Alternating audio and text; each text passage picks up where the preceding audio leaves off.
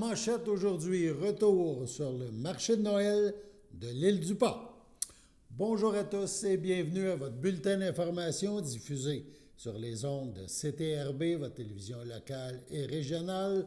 Aujourd'hui, le 17 novembre 2025, Alain Bellumeur aux pépites. En ce mois de novembre, les marchés de Noël se déroulent dans différentes municipalités de la Naudière et ailleurs au Québec. Chez nous, le marché de l'île du Port, qui s'est tenu le week-end dernier, a connu un vif succès. Exposants nombreux, visiteurs nombreux, CTRB s'est rendu sur place. Nous vous présentons quelques images de cet événement qui anime l'île du Port.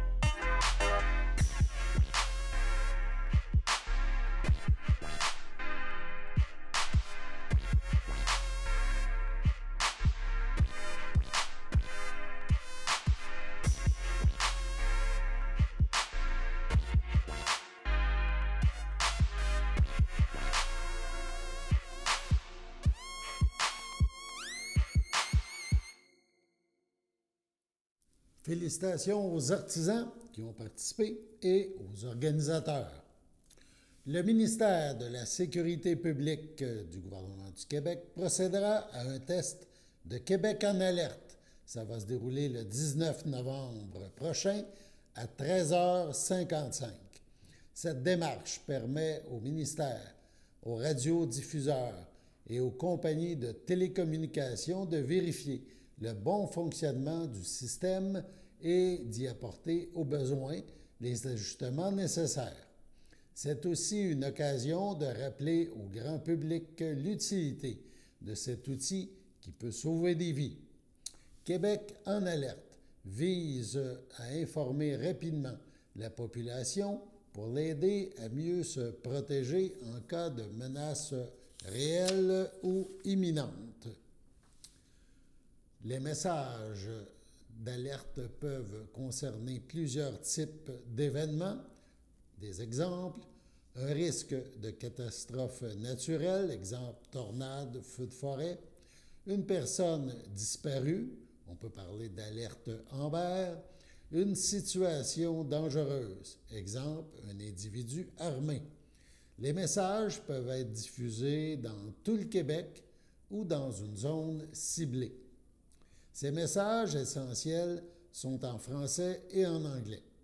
Pour qu'un appareil mobile puisse recevoir une alerte, Il doit être compatible avec le service d'alerte sans fil au public comme un téléphone intelligent. Être connecté à un réseau LTE 5G au moment où l'alerte d'urgence est diffusée ou rejoindre un réseau alors que l'alerte est toujours en cours. Voici la version française du message qui sera diffusé le 19 novembre prochain. Test, ceci est un test programmé de Québec en alerte. Aucune action n'est requise. Ceci est un test de Québec en alerte. Il n'y a pas de danger pour votre santé ou votre sécurité. S'il s'agissait réellement d'une urgence, vous recevriez maintenant des instructions pour vous protéger. Donc, à suivre le 19 novembre, 13h55. Parlant de protection, on passe à la Sûreté du Québec. Dans une nouvelle capsule présentée par la Sûreté du Québec, les policiers nous présentent les différents véhicules qu'utilise la Sûreté du Québec pour protéger le territoire et les habitants. Bonjour tout le monde, bienvenue sur SQTV, notre nouvelle série entièrement dédiée aux véhicules de police de la Sûreté du Québec. On vous a entendu, ça faisait longtemps que vous vouliez une série entièrement dédiée aux véhicules de police et à la conduite d'urgence. On le sait, ça fascine bien des gens. Puis je vous le dis, là, vous allez être rassasiés. Combien de véhicules on a? Comment on les choisit? Qu'est-ce qu'on retrouve à l'intérieur? C'est quoi qu'il y a comme motorisation? C'est quoi les accessoires? C'est quoi leur historique? Bref, on va faire un véritable 360 degrés tout au long de l'année. Et je ne serai pas tout seul dans cette aventure-là. Il y a aussi ma collaboratrice Laura. Oui, Jean-Raphaël, on va avoir bien du plaisir. Vous allez assurément apprendre plein de choses et ça commence maintenant.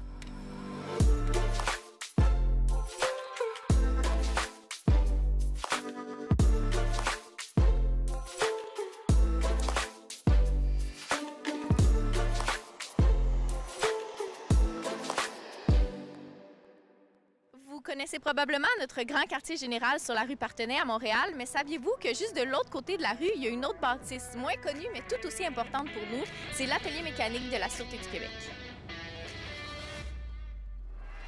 Charles-Antoine Godefauché, je suis responsable de l'atelier mécanique depuis maintenant 1 an, 15 ans à la Sûreté du Québec, 16 ans policier.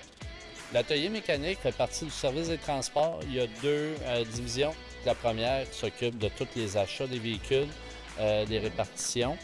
Puis, nous, on s'occupe, une fois qu'ils sont achetés, du montage des véhicules, de l'entretien des véhicules, puis du démontage des véhicules. La seule chose qu'on ne s'occupe pas, c'est des hélicoptères, parce que les hélicoptères font partie de la flotte aéroportée du ministère des Transports. Mais sinon, tout le reste, quand on parle des véhicules récréaux, touristiques, des véhicules spécialisés, ça passe tout par l'atelier ici. L'ampleur de la flotte, on parle d'à peu près 4000 véhicules, tous confondus. Donc, on parle d'environ 1280 véhicules identifiés, 2300 véhicules banalisés de tout genre, un poste de commandement, on a 9 autobus, 2 blindés, 72 motos, 19 camions, 139 motoneiges, à peu près le même nombre de VTT aussi, 45 bateaux, 26 chaloupes, 12 motos marines. Sur une année, ça dépend beaucoup des régions. Si on prend un véhicule qui est plus dans une patrouille MRC, dans des grandes villes, si on prend, mettons, Valleyfield, Drummondville, Saint-Hyacinthe, bien, c'est sûr qu'il va avoir un peu moins de kilométrage que si on prend un véhicule qui ne fait que les autoroutes ou un véhicule en région où ils ont des grandes distances à parcourir.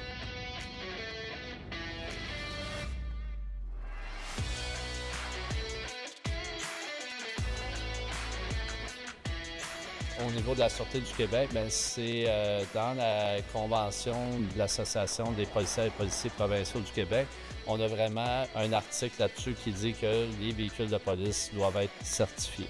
De cette manière-là, ça fait en sorte qu'on est sûr que les véhicules vont répondre à un standard minimum de qualité pour un véhicule de police, ce qui fait qu'ils peuvent aller beaucoup plus rapidement, avoir beaucoup plus de freinage, d'accélération, tout ça. Bien, on veut vraiment quelque chose qui va tenir la route puis qui va être sécuritaire pour tout le monde. Aux États-Unis, il y a 2 gros services de police qui font les tests. Il y a le Michigan State Police puis California Highway Police. Une grosse majorité des corps canadiens et américains vont beaucoup avec la norme du Michigan State Police.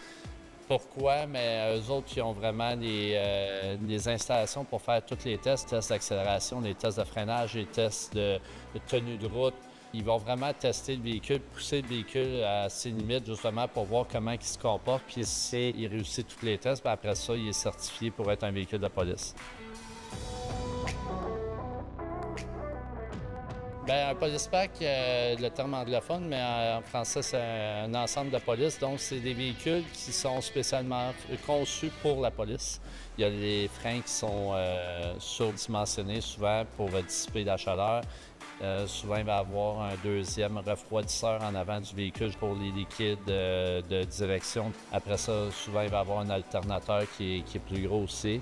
La suspension aussi va être différente pour qu'elle soit plus résistante. Puis, il y a aussi des sièges qu'il faut prendre en considération, la façon que les sièges sont faits justement avec l'arme de service. Puis, quand on parle des patrouilleurs, ils ont beaucoup d'équipement au niveau de la ceinture. Donc, il faut que les sièges soient différents. Puis, l'ergonomie à l'intérieur des véhicules aussi va être différente.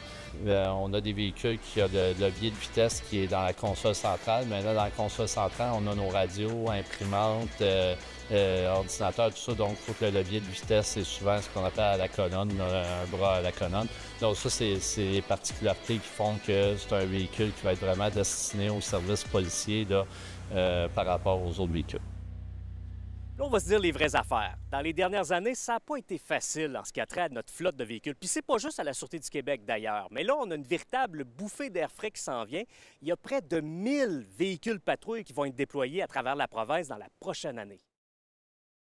Et voilà, la glace est brisée. Dans notre prochain épisode, on vous fait visiter notre atelier mécanique. Merci d'avoir été là. On vous invite à aimer cette vidéo, à la partager à vos contacts, à vos amis ou dans les groupes de passionnés de véhicules d'urgence. Et n'oubliez pas également de vous abonner à notre chaîne SQTV Sûreté du Québec.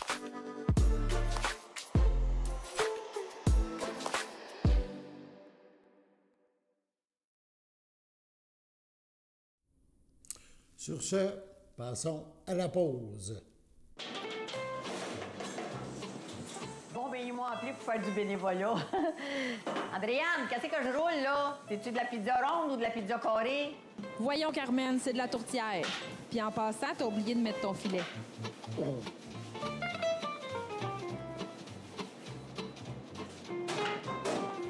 C'est pas à ça que ça doit ressembler, hein? Mais faites-vous-en pas. À la popote roulante, c'est toujours bon. Vive le cabot. Ah, en passant, c'est leur collecte de fonds, bien, contribue donc.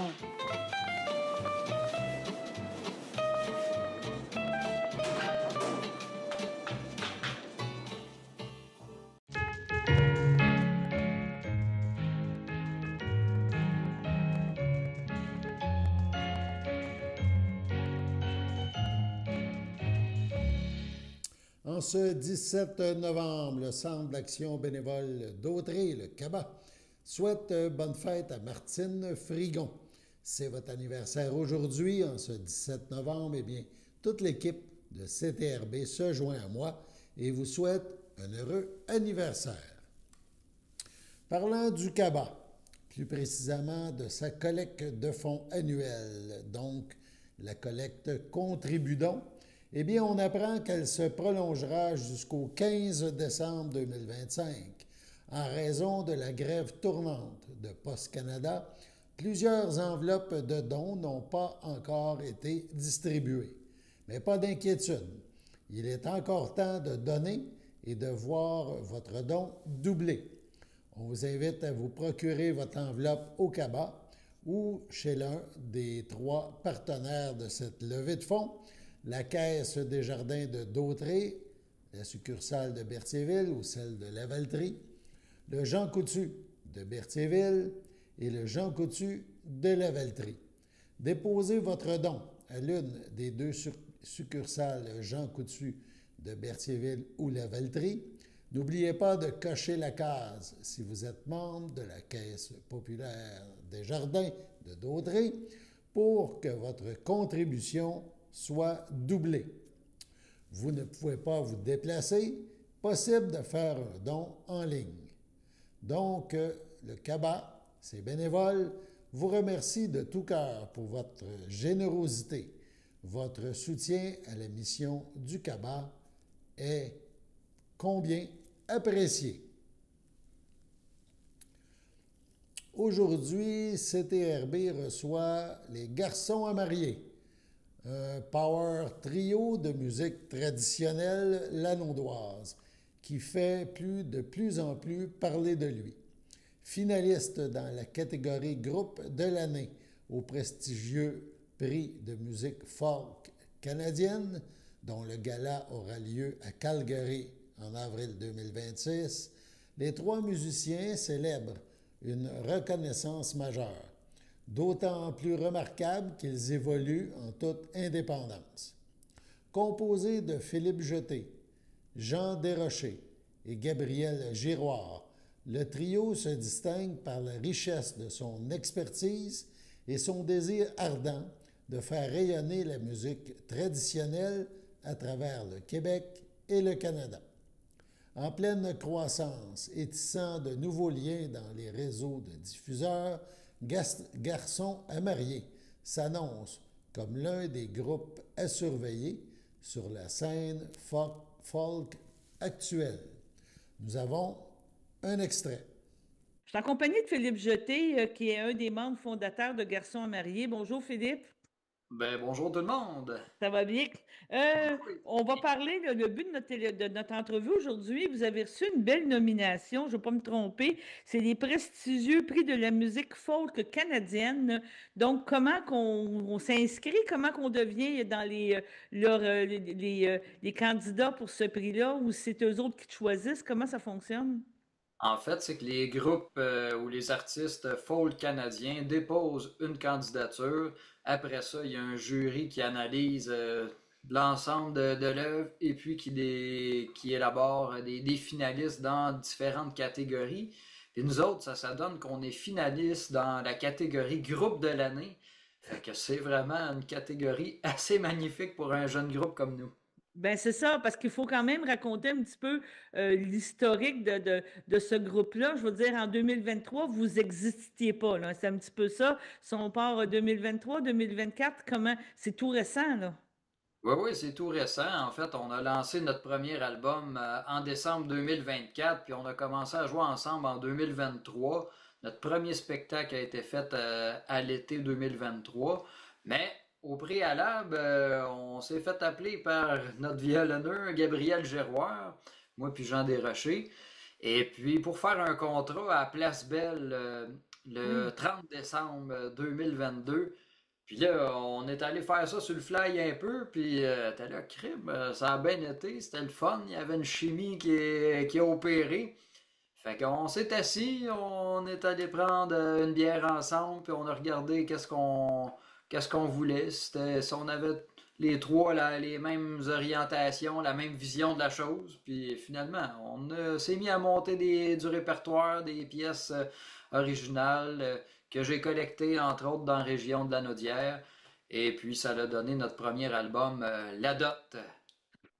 Donc, c'est toute une aventure. Vous auriez pu être dans la catégorie artiste de la relève.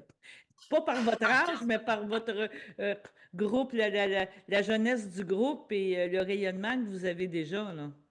Oui, la jeunesse du groupe. Par contre, les trois musiciens, on a quand même une bonne feuille de route. On est des musiciens établis depuis quand même longtemps. On a une bonne expérience. Fait que les trois ensemble, ça donne une belle richesse. C'est ça, c'est très, très bien. Justement, tu avais fait, on pourrait dire, il y a toujours des pré-tournées, des pré-shows. Tu étais venu à la Chapelle des Culs-de-Berre en 2024 présenter et tu avais été très bien accueilli. Ça avait été très, très bien comme spectacle. Donc, tu as de la musique originale que tu fais. Je sais que tu es allé chercher des textes ou des histoires de raconteux, on pourrait dire, dans la région de la Naudière. Ça, c'est important pour toi de personnaliser, que ça reflète notre région? Ben oui, tu sais, les trois, on est vraiment les trois Lanaudois bien ancrés et très fiers de l'être même. Fait qu'on a Gabriel qui vient de Saint-Ambroise, qui habite Joliette, Jean Desrochers qui lui habite Saint-Félix et qui est originaire de là. Moi, je suis originaire et j'habite toujours à Saint-Jacques aussi, en Nouvelle-Acadie. Fait que c'est important pour nous de bien s'ancrer dans notre territoire, dans notre lieu de quotidien, hein.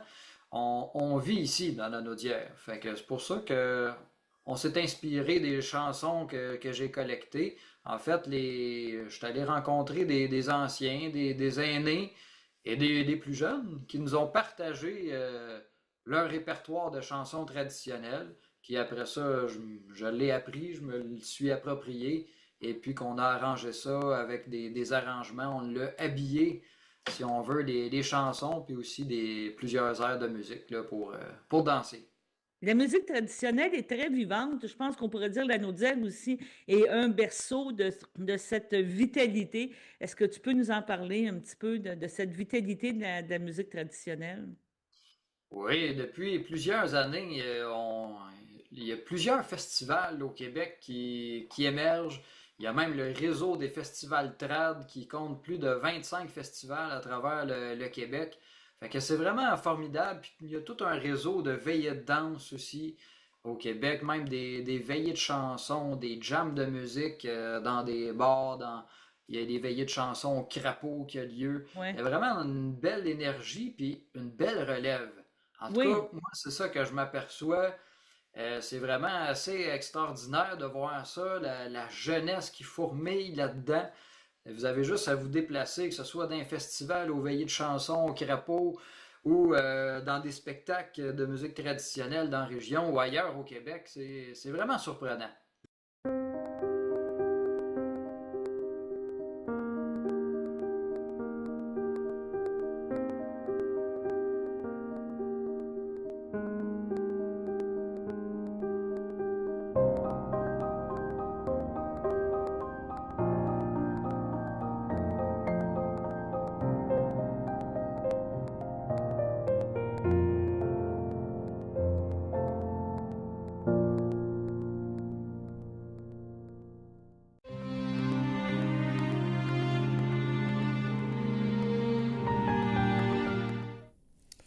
Au CHDL de Saint-Charles-Borromée, le 4 novembre, à 78 ans, est décédée Mme Yolande Toupin, épouse de M. Yvon Tranchemontagne, demeurant à Saint-Cuthbert. Elle laisse dans le deuil, outre son époux, ses fils, Éric Tranchemontagne, Annie Ladouceur, Patrice Tranchemontagne, Annie Lapointe, Michel Tranchemontagne, Caroline Tremblay et Martin Tranchemontagne, Nathalie Plourde. Ses petits-enfants, Mélissa, Nadia, Charles, Raphaël, Michaël, Ariane, Nathan, Malik et Flavie. Son arrière-petit-fils Élie Tranchemontagne, ses sœurs, ses frères, ses beaux-frères et belles-sœurs. Monique Toupin, André Trudel, Lorraine Toupin, Jacques Bergeron, Yvon Toupin, Georgette Turcotte, Micheline Deveau, Feu Fernand Toupin, Feu André, Claudette, Pierre-Aimé et Richard, Lucette Tranchemontagne, Gaston Bellemare, René Tranchemontagne, Lorraine Laurent, Carmel Tranchemontagne, Michel Valois, Louise Tranchemontagne, Serge Désy, ainsi que plusieurs neveux, nièces, autres parents et amis. La famille vous accueillera samedi 22 novembre, 11h, au complexe funéraire Efterio, 741 rue Notre-Dame à Berthierville. Une liturgie suivra à la chapelle du complexe à 14h30.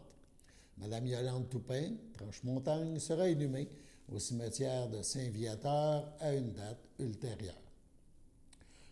À l'hôpital Sainte-Marie de Trois-Rivières, le 10 novembre dernier, à 56 ans, est décédé M. Luc Vermette, époux de Nathalie Tadéo, demeurant à Saint-Justin. Il laisse dans le deuil, outre son épouse, ses enfants, Francis Vermette, Camille Lamarre, Katia Vermette, Benjamin Viau, ses parents Clémence Roy et Victorin Vermette, la mère de son épouse Monique Chapdelaine, Feu Aldo Tadéo, ses frères, sa sœur, ses beaux-frères et belles-sœurs, Céline Vermette, Benoît Labrec, Pascal Vermette, Yannick Vermette, Julie Lévesque, Éric Tadéo, Claudia Lefebvre, ainsi que plusieurs neveux, nièces, autres parents et amis. La famille vous accueillera dimanche 23 novembre dès 11h. Au complexe funéraire Thériault, rue Notre-Dame à Berthierville, suivra une liturgie à la chapelle du complexe à 14h30. À son domicile, le 27 octobre dernier, à 57 ans, est décédé M. Sylvain Coder, fils de feu Ivanhoe Coderre et de feu Alice Laflamme, demeurant à Waterloo. Il laisse dans le deuil ses frères, sœurs, beaux-frères et belles-sœurs. Jean Coderre, Nathalie Lausier, Laurent Coderre, Manon Forêt, Roger Coderre, Corinne Leblanc, Yves Coderre, Janica Breton, Martine Boulanger, Maurice Coderre, Manon Ferland, Louise Coderre, Jean-Pierre Desjardins. Son demi-frère Dominique Coderre-Larreau, Céline Argentini, son demi-frère Jacques Coderre-Larreau, Sophie Paquette, son demi-frère Pascal Larreau-Coderre, Geneviève Raymond, ainsi que plusieurs neveux, nièces, autres parents et amis. La famille vous accueillera samedi 29 novembre, 11h, en l'église de Saint-Norbert. Suivra un hommage à 13h. Au CHDL de Saint-Charles-le-Borromée, le 8 novembre, à 80 ans, est décédée Mme Lorraine Péloquin, épouse de Philippe Hainaut, demeurant à Berthierville. Elle laisse dans le deuil, outre son époux, ses fils, Christian Hainaut, Guylaine Carrière, Martin Hainaut, Annie Durand, ses petits-enfants, Zacharie, Laurence, Noémie, Anthony, Xavier, Marie-Lou, son frère, sa sœur, ses beaux-frères et belles-sœurs, Jean-Robert Péloquin, Jacinthe Péloquin, Pierre Saint-Onge, Claude Hainaut, Claire de Grandpré, Monique Hainaut, Louisette Hainaut, Yvan Blanc Barrette, Maurice Hainaut, Yvette Coutu, Luc Hainaut, Nicole Coutu, Diane Hainaut, Hélène de Grandpré, feu Réal Hainaut, Thérèse de Grandpré, feu Gaétan Hainaut, Francine Rousseau, feu Yvon Hainaut, ainsi que plusieurs neveux, nièces, autres parents et amis. La famille vous accueillera vendredi 5 décembre de 19 à 21 h au complexe funéraire Thériault à Berthierville et samedi 6 décembre dès 11 h. Une liturgie suivra à la chapelle du complexe à 14h30. Sur ce, passons à la météo.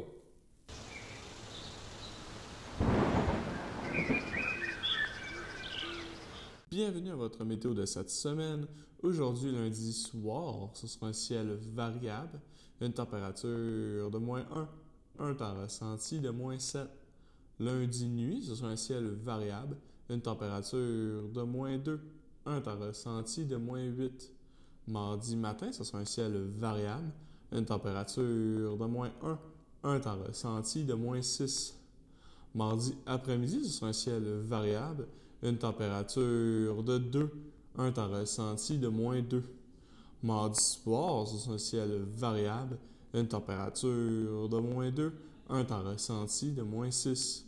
Mardi nuit, ce sera un ciel variable, une température de -4, un temps ressenti de -8. Et voilà, c'était tout pour votre météo.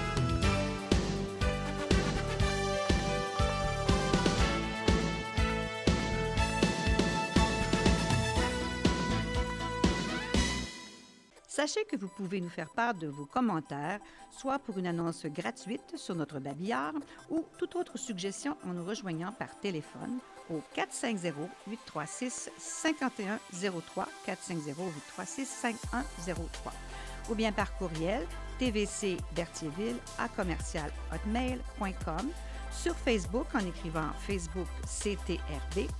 Et surtout, n'hésitez pas à visiter notre chaîne YouTube afin d'y retrouver une grande partie de notre programmation sur YouTube CTRB. Les émissions sont classées par catégorie, vous permettant de chercher moins longtemps. Vous pouvez aussi cliquer sur le rectangle rouge « S'abonner » pour être à l'affût des dernières émissions enregistrées.